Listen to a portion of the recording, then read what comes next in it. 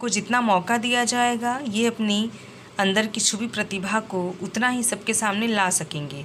तो इनके लिए बहुत सारे देशों में शिक्षण शुरू किया गया, निःशुल्क सेवाएं शुरू कर दी गईं, व्यावसायिक प्रशिक्षण भी दिया जाने लगा तथा इन व्यावसायिक प्रशिक्षण के बाद इनके लिए रोजगार की भी व्यवस्था की गई। तो धीरे धीरे अब समाज में बदलाव आना शुरू हो गया था, लोगों की मानसिकता बदल गई थी।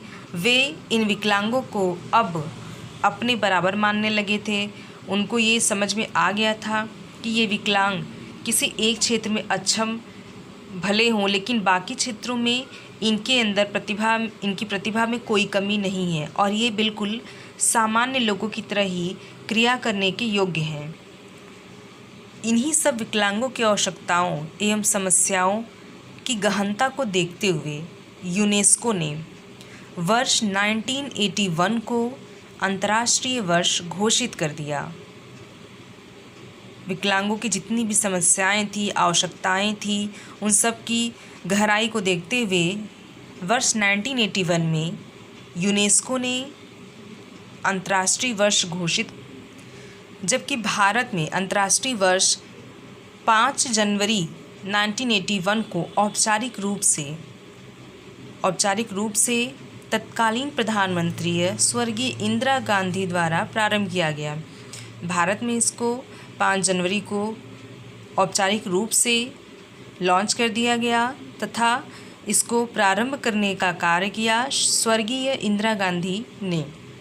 तो इस दिन से अब विकलांगों की हालत में काफ़ी सुधार हो गया है और अब लोग इन विकलांगों को अपने बराबर समझने लगे हैं तथा उनको अपने बराबर सम्मान भी देने लगे हैं। इसके साथ ही इन विकलांगों के साथ जो भी समस्याएं आती हैं, समाज के लोग मिलकर उसका कोई न कोई समाधान ढूंढते हैं ताकि इन विकलांगों के साथ कोई भी अन्याय न हो। इसके साथ साथ गवर्नमेंट भी अब जागरूक हो गई है, इनके लिए निःशुल्क शिक्षा शुरू कर दी है। इसके अलावा इनको आरक्षण भी मिलने लगा है, जबकि पहले ऐसी कोई भी व्यवस्था नहीं थी।